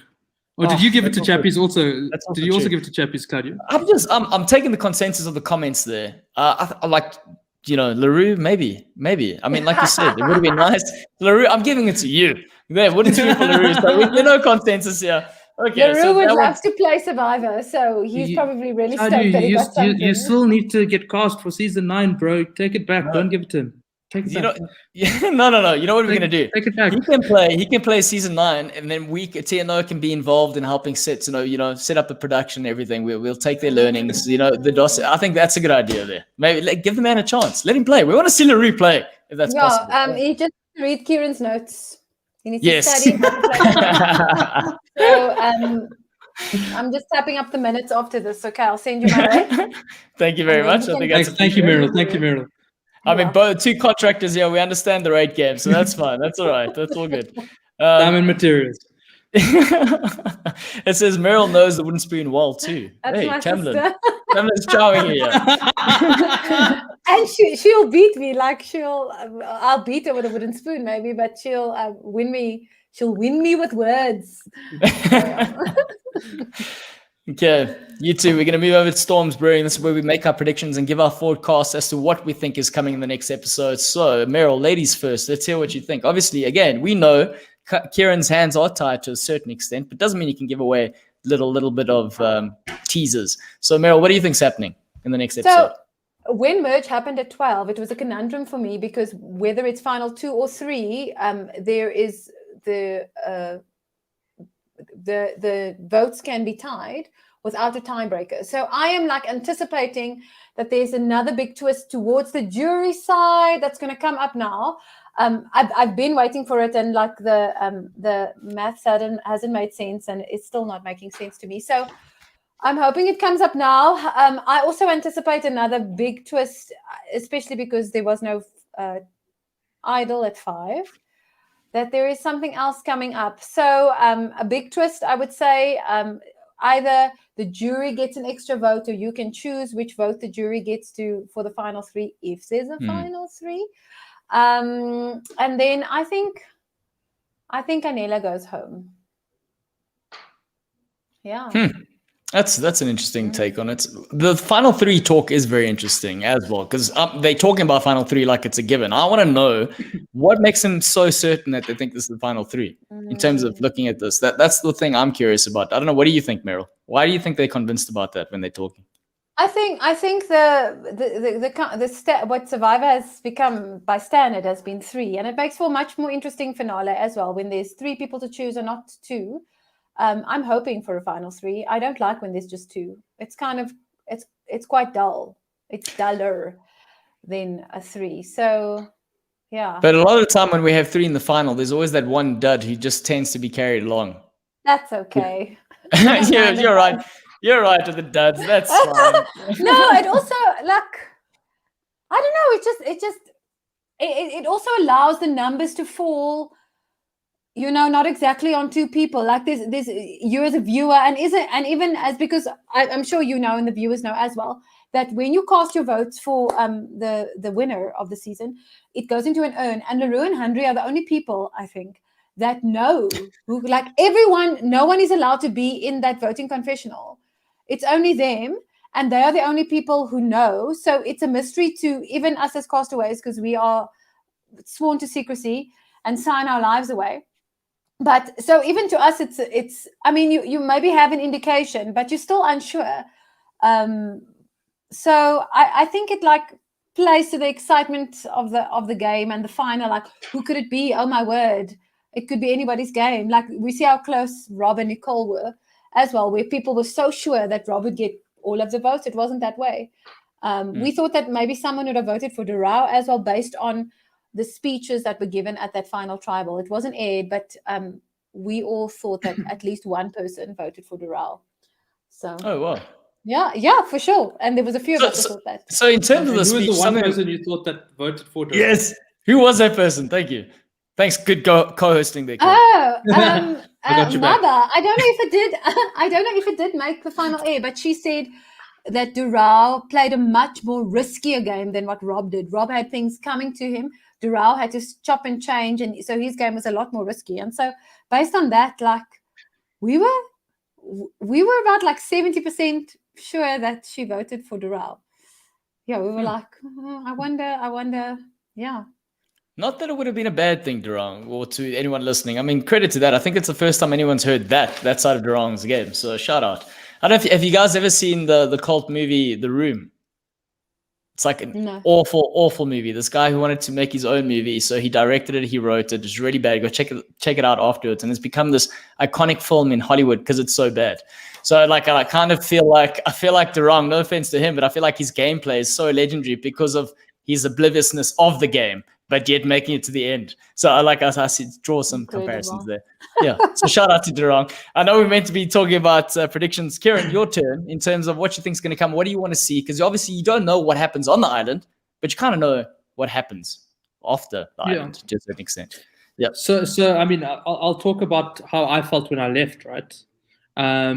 For me, it looking at it, I'm like, cool. Nicole and Anela have solidified what they had previously. And, you know, it's I can't imagine them turning on one another. So I want to see if that's going to be true. And it really is at this point a scramble to who can win immunity and how those permutations shift. So I think, you know, up for a very juicy proposition if one of the original Zambas win immunity. As in Tyson and Chappies are both free agents to be voted out. If Chappies wins immunity again, then, you know, Tyson is available, and the question is, can he sway Anelo, Nicole, and or Chappies to work with him? And, you know, if Tyson wins immunity, it's the same question with regards to Chappies. So, you know, so many permutations, and at this stage, I'm hoping to see, you know, you generally will start seeing more complex, not complex, what's the word? It's compartments of challenges put together into one. So there'll be a physical component, there'll be a mental component. So it'll be interesting. I think it could be anyone's game. Yeah, that's pretty. I mean, when you're looking at it, we know obviously Chappies has the physical attributes of it. If we bring in the other parts, I mean, because we've only seen him win all the challenges, what are the certain strengths? So like Nicole, obviously, she was a bit short catching the thing. So from a physical perspective, lack there. But what are their strengths in these challenges if you had to pinpoint them? So say, what would Anela's strength be in the challenge? What would Nicole's be? So, you know, like Nicole and Tyson, they have the same wheelhouse of physical capabilities. It's the balance, agility, endurance. Chappies has proven himself to be an all-around threat. So I don't like, to anyone who thinks Chappies is only good at like swimming, that's incorrect. He won a puzzle in the last one, and so he is all around. I'd love to see him with a more, you know, like if it goes to another memory type challenge, which I doubt it, but like, you know, something in that realm. I wonder how he'd do. Anela's starting to prove himself to be a bit better. His podium positions are increasing, so he did well on the. I mean, is that not like a level probability, there are less people now. So Yes. No, I mean, fair enough. But I was in a vain way. I was looking at how he was doing compared to me. And he was doing better than me. You're allowed. Own your game, Kiran. Just own it. That's all. That's all we want from a TNO perspective. Okay. Yeah. So like I think I think Anela is good at a few things. Like he was right up there in the puzzle at the end. Also, so it also just really depends on the day. If you had asked me when I would anticipate I would have won immunity challenges, I even told Ruru, I'm like, I'm expecting to win a couple at the end. I just happened to be playing in the same season as someone who goes and wins 6 rewards and immunities in a row. Like I couldn't get the final 5 idle. I have to be up against a challenge beast. If for those who are that way inclined, Mars was not aligned to Venus over this period in time, and it just didn't work out perfectly for me. Oh wow! If I'm talking nonsense. You in alignment with Jupiter. You didn't set your intentions before. That's actually Meryl. I actually think if my vision board was up to date. Did you take your essential oils and your amber crystal with you? No, and I did not make a wish on New Year's Day and kiss my fiance. That's a big issue. And there was a full chicken that I cut up, and I got the wishbone and I threw it in the bin.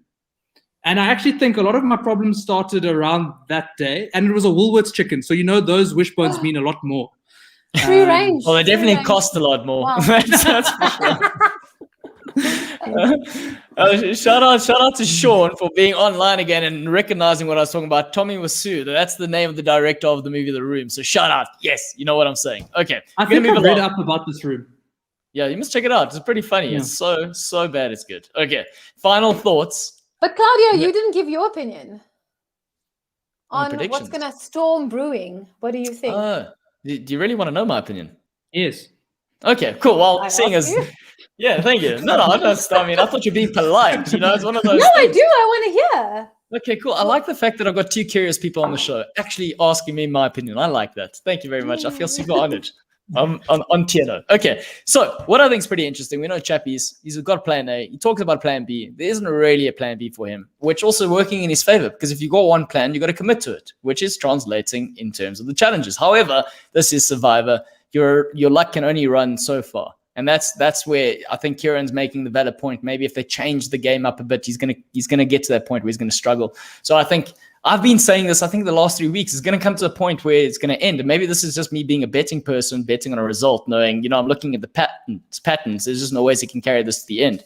I think when I'm looking at Nicole and Nella, I mean, you kind of reference the Stockholm syndrome issue with regards to that relationship. We know Nicole's not going to, even though she calls, I like the fact that she's quite overt when someone's backstabbed her and said something. She's like, hey, Kiran, you lied to me. Hey, I love that part about it because she puts it all on the cards and on the table. And I do think if she makes it to the end, the jury will respect something like that because she's going to own whatever she's done. And she said from day one, she even said in the last tribal council that at the end of the day, she's not strategic on certain levels, like a Kiran, and she's not athletic to a certain point, even though she is competitive, but she can't beat a Franco, but she is owning her game. And I think that's going to be a huge credit to her.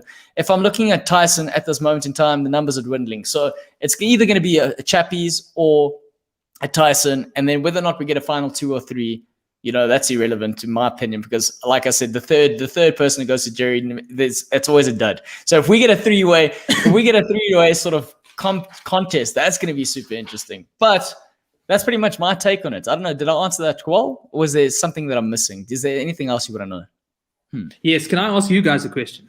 Okay. Yes. I have a question. So let's run through permutations. It's if Chappies are still in the chat, that's what they always used to tease me about when we'd come back from tribal council. I'd say permutations about 4 times or 40 times. I can't remember what the number was that they quoted.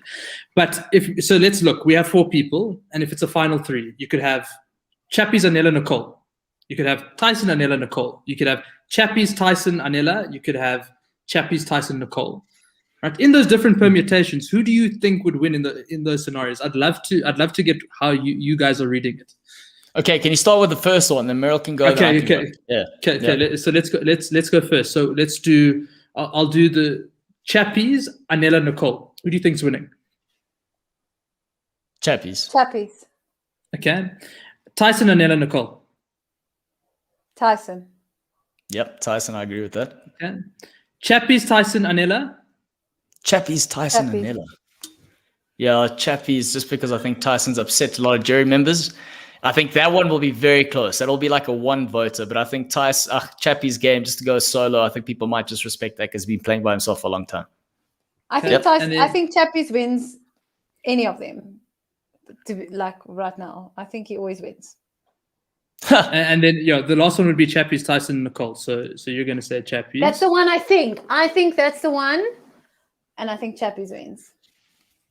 Yo, Tat was saying Chappies too. I think I would love to see a Tyson Chappies final too. I think you mentioned about how crucial the social part is of this game, playing strategy, and I think Tyson's absolutely like blown that part in the worst possible way. So I think at the end of the day, you want people to give you votes, and that's where he probably loses. So Chappies. Yeah, like from the word go, I have been a Tyson girl. Like people know that I've been like, it's Tyson, it's Tyson. The kind of edit is getting it's Tyson, and then during merge, my tune kind of changed a little, but I think back to your point, Claudio, that Tyson has kind of blown up the social part of the game, and the fact that he also earlier on says, and it's like, I don't want to play with these people. I don't, and I think those little pieces of information is so that we, as the viewer, have a better understanding of why he doesn't get it. Is because, unlike Kiran and Chappies and so many other people, he didn't maybe put in enough social work. And Chappies owns every part of his game. And as a jury member, you don't like. People must just own the game. Say that I was the biggest B ever and I screwed you over, and I just own your villainy and your hero-ness, because we're not all just these one-dimensional people, like just own everything that you did, and he does, like in a spectacular way. So yeah. This is interesting. Joseph saying, then again, Carla did say Chappies had no social skills several episodes ago. So yeah, I don't know, but if we're looking contextually, I think that because he's had no one to play with, technically speaking, for such a long period of time of the merge, I kind of feel like you got to discredit that from the earlier part of the game. I don't know. What do you think about that? In terms of saying, yeah, okay, cool, he might not be that great, but we know going into it, his back was up against the wall. Is that a terrible excuse? I think having a comment like that carry weight through the season, it can't really. It was so early in the season. Kiran made this amazing analogy to the Lion King. Oh, my hat. And just saying that halfway through the movie, it's fantastic. Halfway through the movie, the Lion King, Simba, is pretty much a loser. If you stop the movie there, he's like, this is Kiran's. I don't actually want to mess this up. I'm just trying to remember when I told you this, but yes, you continue. I'm enjoying hearing my words emanating from someone else. Brilliant! It's so brilliant. You are very important. I am so honored to be here. And I've got so many notes. Yes, please, you go. Okay. So it was the Rainier Tribal Council, and Nico's asking about, what about resumes? When do resumes start being important? Like, have you started building it? And I'm like, no, Nico, it doesn't really matter at this point, right? Because if you think of the Lion King, we're about halfway through the game. If you pause the Lion King now, right, Simba sucks, right? Yeah. Just based off his resume, he's killed his father. He's run away in shame. He's a lion who's now a vegan. What? Why? Right? And his best mates are a warthog and a meerkat. And you're forgetting and Nala. Nala comes back. The hot chick comes back, and he doesn't feel good enough to take her. You know what I mean? Like be with her. Yeah, he's just terrible. Like at that point in the game, halfway through the game or the movie, he is not getting any votes. Right? But what a transformation towards the end, right? He goes back. He avenges his father. He gets rid of the hyenas. He gets rid of his uncle. He starts eating meat again, and he gets his beautiful Nala. So, it's the game.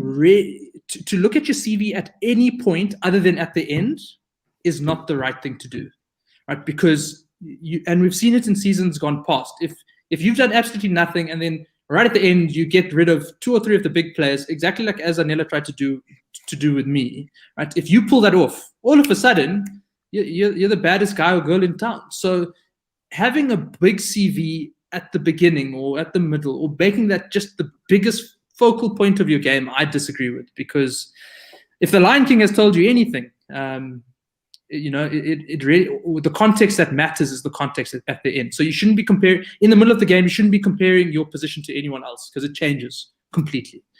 So that was the Lion King reference. Very cool. Yeah. I suppose Zachary, yep. No, to Zachary's point, there has been also a lot of indication that Nicole, I think, definitely has the admiration. And I think if we're just going off who the jury likes the most, I think it would be Nicole gets the votes. She has the most fans. She's worked in challenges the hardest. I mean, there was that challenge where it was just her and Chappies. So yeah, she's very much a contender in her own way. But it's like in season 14, Michelle was a contender in her own way. But in the light of Tony's game, it's not a winning for that season. It wasn't the winning strategy. Maybe in another season it would have been, but not for this one, I don't think. And that was just based on the players she was playing with and what they respected, to Kiran's point, and what they the metrics they placed before. She played a killer social game and had every right to winning. So yeah, Nicole definitely up there from a social perspective. Meryl, Kiran, it's about that time of the show. I just also want to say, so we had the most viewers on today. We've kept them going for 1 hour and 46 minutes. This is the longest TNO episode to date. So congrats for doing that. Wow. I don't know, shout out for that. Another award for you, Kiran. Take it. Yes. Yes. Man. So does this come with $1 million? I heard something about $1 million. About that. We need to talk about $1 million of biltong, $1 billion biltong sticks. Yeah. I'm sure we can. There we go. Or, find a sponsor. Come on. Claudio is Portuguese, so I'll even take payment in prego rolls. I mean, prego rolls, whatever. Butcher, fruit and veg. What do you want? We can make a plan. Let's talk about it. But then we need exchanges. Avocados. Yeah, avocados. I'll provide samosas. Hey! Sounds like a party. We're good to go. I'm bringing the gin. To the Naidoo family who hopped on tonight, we really appreciate it. No doubt you were part of the record attendance. Thanks, to Sean, Tato, Najwa, I think it's Najwa, that's how you pronounce it. To Tato, Chris Dixon, Joseph, there's so many people here. Lem, Zachary, I think that's your brother, the cousin, or whoever that is. Francois, for being here yet again. Thank you for joining us. If there's someone I've forgotten, my bad. I'll make up for it next week. And just keep an eye out on the TNO sort of platforms, because we will be launching some sort of a prize for the finale, because we think whoever's watched with us deserves to get something in return. So keep an eye peeled for that. So, Meryl, Kiran, I know we had final thoughts, but you can end off with a one-liner. Meryl, you go first, because I have no idea what it is. So much pressure.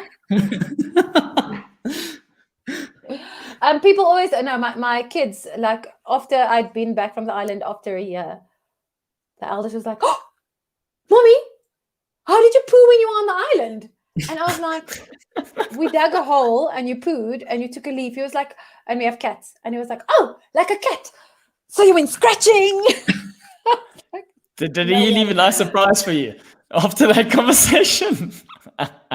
No, he was 8 then, so if he left me a surprise, I'd be very disappointed. And but he was like, "So you dug in like a cat? Did you dig in there?" No, we got a spade.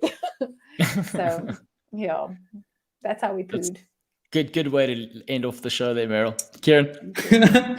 So yeah, my final thought will actually just be a final thanks. So Meryl, thank you so much for coming on to my boot episode. It's so great chatting to you. It's been really, really fun. And then Claudio, to you also, just a big thanks, just for adding so much to the community. Week in, week out. You do it live, which is tough, right? You have to bring your energy and charisma every week, and all the extra stuff you do with the Photoshop in the background and whatnot. It really makes a difference, right? It's a small touch, but it's a really nice touch. So just a big thank you to everything you do. Yeah, thank you. Wow, thank you so much. I'm happy to end off like that. Thank you. Thank you. Anyway, thank you, everyone. Have a fantastic evening. That means a lot. Thanks. And the crowd goes wild.